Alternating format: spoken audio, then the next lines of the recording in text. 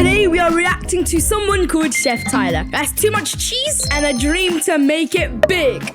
Well, he's made it big. He has 6 million subscribers. And looking by the front pages of these videos, I'm gonna be hungry. So we're to the first short, and this is trying 3 American school lunches. I'm making 3 different American school lunches to see which generation of children had it best. Dude, this guy just is 6. Just forget what I said. Just forget entirely. Erase that from your memory. Let's just watch. First, let's start with my grandpa's school lunch. He's 89 years old, which means he started school in the early 1940s during World War II. My grandpa would eat a sandwich with 1 slice of bologna and some mustard on white bread. His side would be carrots and celery, and he would drink some milk. Grandpa's lunch wasn't too bad. I can't lie, in wartime, that's actually pretty good. You get a sandwich, you get your carbs and protein, and then you get your mustard, which is your sodium.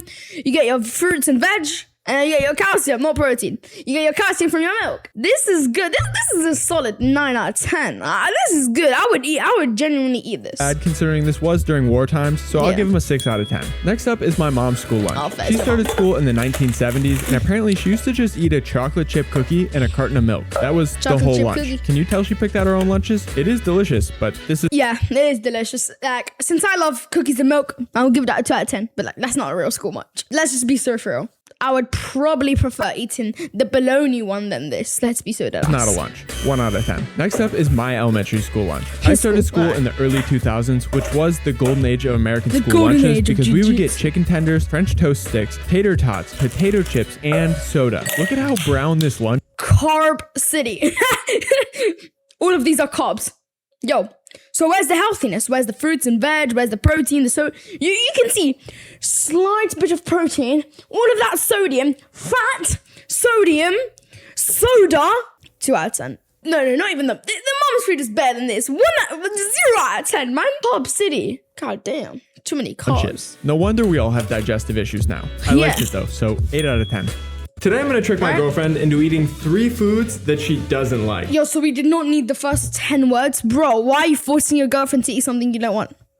Huh?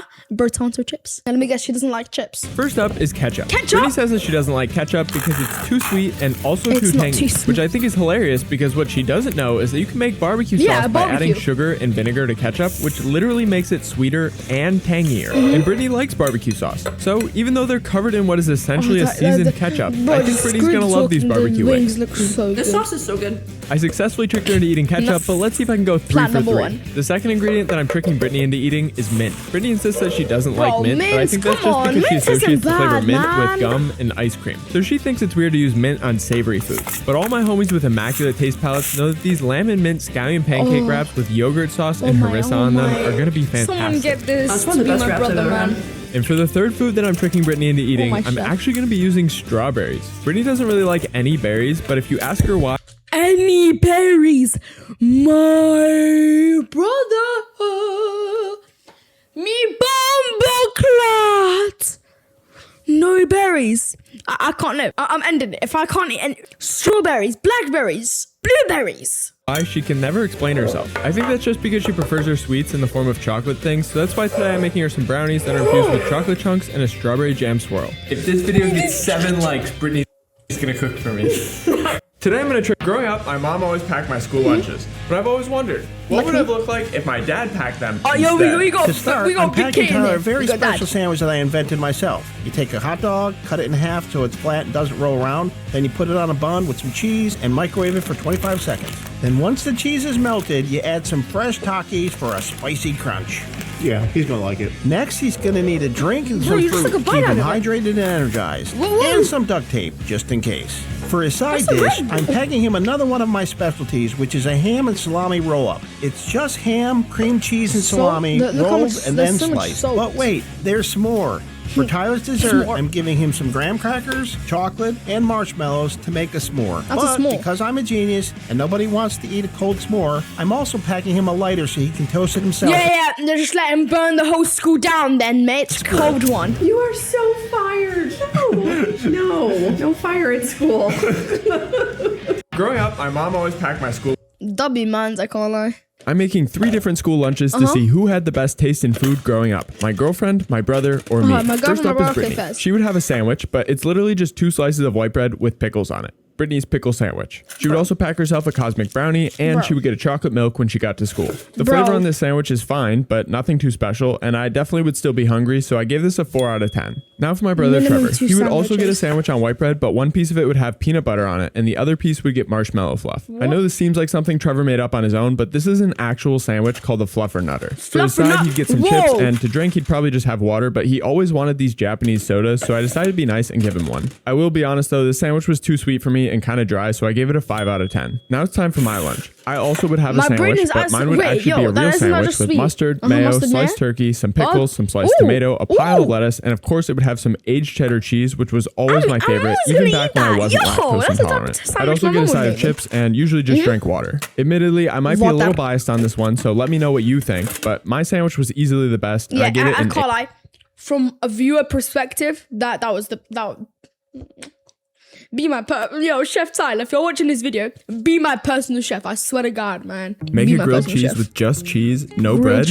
Yeah, I can do that. Let's make a cheese, grilled cheese sandwich. As we all know from my last video, if you melt cheese in a pan for long enough, it gets really crispy. So my plan is to make a cheese crisp that I can then use as the bread in a grilled cheese sandwich. This was honestly really tricky to cook it all the way through without burning the cheese, but after turning it on and off a few times, I was able to get it just right. I spent 15 minutes cooking this one piece of cheese. And you need 2 pieces of bread to make a sandwich, so I had to do it all again, a second time. I let our pieces of cheese bread cool down so that they got hardened up and be used for our sandwich. Normally I would put mayonnaise on my grilled cheese, but I'm committed to the sandwich being 100% cheese, so I just put 1 slice of cheese on there and toasted it. While you watch me cook this, I want to remind you that I'm extremely lactose intolerant. Don't ever let the world touch. He's lactose intolerant as well! Boom, booklet! He's about to be shitting his toilet so hard! You can't do something. And what you're looking at now is a grilled cheese sandwich made 100% of cheese. Yeah, I would eat that. And even though this sandwich is made entirely of cheese, I'm still really impressed with this cheese pull. I mean, that's pretty good for a sandwich that's paper thin. Make a grilled cheese with just cheese. Yep, so no bread, just cheese. Was I wrong, or was this guy just being a jerk? When I was selling sandwiches out of my dorm room in college, I would occasionally get special requests for off-menu sandwiches. This one guy had asked if I could make him a ham and cheese panini, and I had everything I needed, so I said sure. I used 2 slices of bread, some ham, and cheese. Pretty straightforward, right?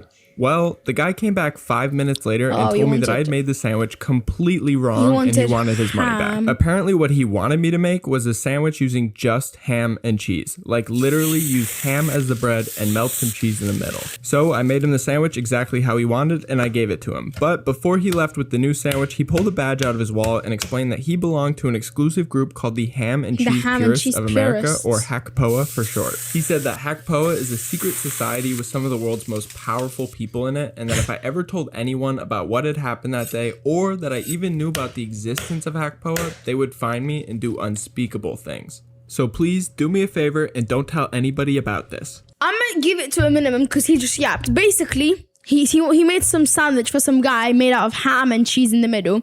The guy told him about some special organization. That's it.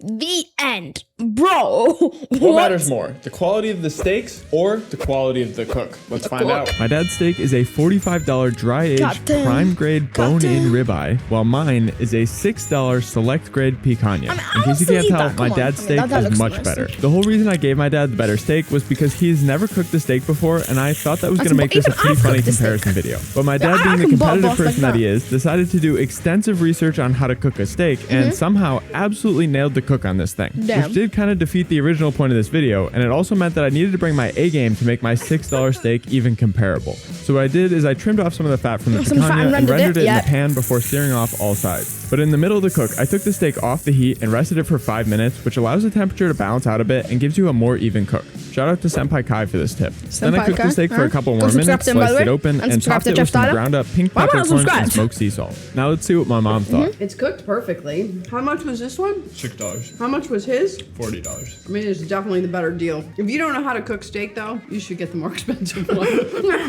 So just learn how to cook steak and you save $39 of money. I heard that you like watching people make bad financial decisions. Yeah. Well, I just spent $1,000 on this piece of Japanese A5 Wagyu. This might seem like an irresponsible purchase, especially because I recently quit my job, but I'm actually going to make money with this. I'll even tell you how much I make per video because I know everybody loves being nosy about other people's income. I love being Let's start with nosy. the cost side. This is 10 pounds of beef. It was $1,000, which means it was $100 a pound. I'd argue that an 100 actual pounds? serving of Wagyu is probably a quarter of a pound since it's so rich, but for the sake of filming videos with it, I'll probably use a full 16-ounce steak or at least half of one per video. But let's be conservative with our estimate and just call this 10 videos worth of Wagyu. That means I need to make $100 per video I use it in if I want to make my money back. I post on all the major platforms, but I'm monetized on YouTube and TikTok, meaning I get paid for the views I get there. On YouTube, it ends up being about 15 cents per 1,000 views, and on TikTok, it's closer to $1. So to make $100, I need about 600,000 views on YouTube or 100,000 views on TikTok. Now, it is possible that a video might flop and I won't make that $100, but because I was nice and I explained one of the ways content creators can make money, you're gonna like this video and you're gonna leave a comment to help me out. Right? I cooked 3 meals for 3 picky eaters to see if I could trick them into eating the foods they don't like. First up is my cousin Mallory. That's his cousin, she loves Mallory. chicken sandwiches, but she hates mushrooms. So naturally, I decided to make her a fried mushroom sandwich using oyster mushrooms instead of chicken. Mallory doesn't like any vegetables on her chicken sandwiches, so I really had nothing to hide behind here. It's good. I like it. There's no chicken on there. What is it? What is it? You like it, right? Yeah. It's fried mushrooms. Why does it gross you out all of a sudden? Because it's a mushroom? Take it on. No. She liked Next it. up is my Aunt Sandy. She's single, into bald men for some reason, and an extremely picky eater. She tells everyone she's allergic to squash, but I know for a fact that she isn't. She just doesn't like it. That's exactly why I snuck an entire acorn squash into this tomato soup. Sandy loves bacon grilled cheese sandwiches and tomato soup, so I figured this was going to be an easy win, but she did seem hesitant to try the food after she saw Mallory's meal. What am I eating? There's squash in the soup. Well, it's good. It's good. I do like squash.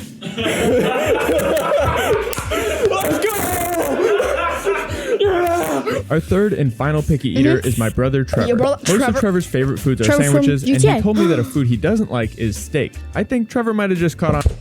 Now that's where we stop the line. You don't like steak, you don't like me. Steak is my life. Me life. Mamma mia pizzeria. Onto the video concept though, because for his meal, I ended up making him this Vietnamese steak sandwich. Wow, this is amazing. I cooked 3 meals for 3 picky eaters. Then why do you not like steak? Why do you not like steak? كسر راسك ولا يا حمار. What? By the way, guys, in Arabic, when كسر راسك يا حمار means I love you so much and your head is very big. Today I'm going to be tricking my parents into eating the foods that they don't like. Let's start with my dad. For some reason, he passionately believes that fruit should not be a part of dinner. It's okay to use fruits for dessert, but he hates it when he sees a fruit on his dinner plate. So I thought it would be funny to trick him into eating fruit with his dinner. To do that, I marinated a ribeye steak in blueberry juice before cooking it. But that's not all, because I also made a blueberry and thyme barbecue sauce to serve with the steak. That looks yummy. Really good. What is this sauce? They're blueberries. Blueberries? You do like it though. I have to admit, pretty good. Now let's see if I can trick my mom. You see, she's super grossed out by feet, just like feet in general. So I thought it would be funny to trick her into eating a bowl of foot juice. I guess Mom, you if you're watching this, next time you make chicken feet soup, tell me. Or beef feet soup, or whatever soup that includes feet. Not my feet, but like animal feet, okay? I was about to say human feet. Animal feet. Call me. Say I'm force feeding her. Get it? I know this probably sounds really mean so far, but it is actually pretty. You guys, would you call someone who eats chicken soup, you have to force them to eat it? Force feeding? Yeah, let's just keep common for pig feet and chicken feet to be used in different broths all throughout Asia. So I figured I'd be able to make a pretty mean bowl of ramen using mostly feet for the broth. It's really good. Can you tell what kind of broth that is? It's chicken broth, right? Kind of. What do you mean, kind of? It's chicken feet. Oh. Okay. Today I'm going to be tricking my parents. Bro. Today, my brother and I are making lunch for one another to make up for how we treated each other as kids. You owe me. First, I'm packing Trevor's lunch. One time when we were little, Trevor and I were having a pillow fight on my parents' bed. Trevor ended up losing that fight because I launched him off the bed and he broke his collarbone on the ground. So to make up for that, and to get him some more protein and calcium so he can grow strong bones and muscles, I packed Trevor a smash burger. I also gave him a side of shoestring potatoes and peanut M&Ms, so I think he's gonna really like this. That's pretty good. All right, now it's my turn. Tyler told me we were doing this to make up for the mean things we did to each other as kids. But I really thought about it, and I wasn't ever mean to Tyler, so I didn't feel they needed to be nice to him in this video. One time, Tyler was cutting habanero peppers and got the oils all over his hands. And then he smacked me, and I got the habanero oil in my eyes. To get back at him for that, I decided to make him this delicious looking sandwich. I had a bunch of habanero peppers in it. That's not all though, because I used an entire tube of wasabi, which should give him a real good sucker punch to the face when he tries this. This looks delicious. What? Oh, what'd you put on this? Today, my brother and I are making lunch. This guy is not safe. This guy is not a safe human being. Do not trust this face. He is not safe. He just fed his brother a whole Wait, let's see this. Let's go in AI mode. That's not safe. Yo. So this guy, for 12 to 48 hours, he's gonna have severe acute and explosive diarrhea. The toilet's gonna be like, damn. This guy's not safe. Do not trust him with cooking. Let's see how many times I can sneak ice cream into my girlfriend's lunch before she notices. For day one, I'm testing a viral food hack that I saw a couple years ago where you make spicy instant ramen and then you add a scoop of vanilla ice cream to it. Apparently, this makes the ramen a little bit less spicy and a little bit sweeter. So let's see if Brittany notices. It's good. You do something different? Nope. Day one was a success, but let's see if Brittany notices the ice cream on day two. Today I'm making her pizza for her food, but don't worry, I'm not putting ice cream on it. I am gonna sneak ice cream into her drink though, because Brittany has been loving matcha lattes recently, so I had the idea to use ice cream ice cubes instead of regular ice. Matcha and pizza is kind of a weird combo, but I do appreciate you. I guess Brittany was too confused about the flavor combo to notice ice cream. And to be honest with you, I'm getting a little bored of this game, so for day three, I decided to make the ice cream super obvious by making Brittany these mini ice cream sandwiches for lunch. You're not gonna question why I made you ice cream sandwiches for lunch? No, I'm living my best life. Fair enough. Let's see how many times. Who makes the better burger? My dad or my mom? First up is my dad. He insisted on wearing a chef's hat for this because he's making a very special burger that he invented himself. He calls it the him burger. His burger uses 1.5 pounds of ground bison meat that he essentially made a giant meatloaf out of. After baking it in the oven, he seared the burger loaf on a hot griddle and added 6 slices of cheese. He's using an entire loaf of bread as his bun and then adding the burger patty, some crispy bacon, fried onion rings, a sauce that he made himself using mayo, mustard, and A1. Haram. Bacon is haram. يلعن أبوك عرس حرام. Yeah, but there's like beef bacon, halal beef bacon, which is steak sauce, and then 3 sunny side up eggs. But before we try my dad's burger, let's see what my mom made. She started off by chopping up a bunch of bacon and then cooking it and turning it into a bacon, onion, balsamic jam sauce thing. It smelled really good. Then she cooked up 2 smash burger patties using 80-20 ground chuck. She assembled the burger with lettuce, a cheeseburger, then some sauce that she made herself using mayo, mustard, ketchup, onions, and pickles. Then she added a hamburger patty, a bunch of bacon jam, some sliced pickles, and the top of the bun. By the way, something that would enhance this meal. Put pomegranate in the burger would be the clear winner, but I typically judge my food on taste, and that's why Mom's burger wins. Jealous, man. That burger wins. If it was halal, if both were halal, don't worry, I'm not haram. Apparently, this piece of meat that I just bought is illegal to buy. Oops. This is 7 pounds of 30-day dry-aged bone-in ribeye. Normally, all this black stuff would be trimmed off, kind of like what I'm doing now, before it's sold to you. And that's where our drama begins. You see, I've watched a lot of videos of butchers trimming dry-aged steaks, and it always looks very satisfying. So I decided I wanted to try it for myself. That's why I went to the grocery store to buy some untrimmed, dry-aged meat. Sounds easy enough, right? Well, the butcher told me it's illegal for him to sell the meat to me untrimmed because if I ate the dark part and I got sick, I could sue him. America, am I right? I tried talking to the store manager and I even offered to sign a liability release form. I really did. This is a true story. But at the end of it all, I was still denied the steak. I left feeling defeated. But then I thought of you guys, my cheddar children. I knew I couldn't let you down. So instead of taking no for an answer, I decided to visit 4 other locations of the same grocery store until I found a butcher who was willing to sell me one untrimmed. And that's how I got this one. I also looked it up and I feel really confident that this steak isn't even illegal to sell untrimmed. If there's any butchers watching, I would love your input. Criminally good. Chef Tyler's a good chef. He wants to be my chef. We're done reacting. Peace and I'll see you in the next react video. And Chef Tyler, come be my chef, guys.